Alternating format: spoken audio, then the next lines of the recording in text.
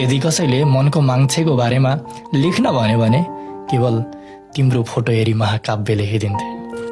तिम्रो आत्माको सुन्दरताको व्याख्या गर्नु भगवानको आवरणलाई अङ्कमा तुलना गरे सर हुन्छ। यो अपमान गर्न मेरो नैतिकताले दिँदैन। माया, सानो जिब्रो ठुलो बोली, खासै भन्नु केही छैन। मनमुटाव त बाटो जब अधुरा गर्दा हुन्छ। समस्या पर्दा नलजाई मसँग कुरा गर्दा हुन्छ। माया, तिम्रो अति हुन पर्ख भन्छौ भने पनि पर्खिदिन्छु। तिमीले पहिला आफ्नो सपना पुरा गर्दा हुन्छ। जे जति छ ममा कला म दिउँला, रहर छ पढ्नु हौसला म दिउँला। म पर्खिरहन्छु तिम्रो गन्तव्य टाढै भए पनि, म पछ्याइरहन्छु यात्राभरि काँडै भए पनि।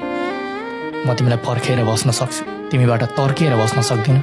माया गर्छु, रिस उठ्या बेला नबोली बस्न सक्छु, तर तिमीलाई गाली गरी झर्केर बस्न सक्दिनँ। सोच्छु तिम्रो दुःख दर्द सके जति सब बगाइदिन्थे। मिल्थ्यो भने तिम्रो रजस्वलाको पुरै रगत म बगाइदिन्थे।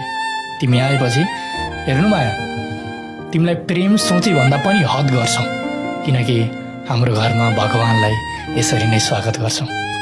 कसैले आमा कि श्रीमती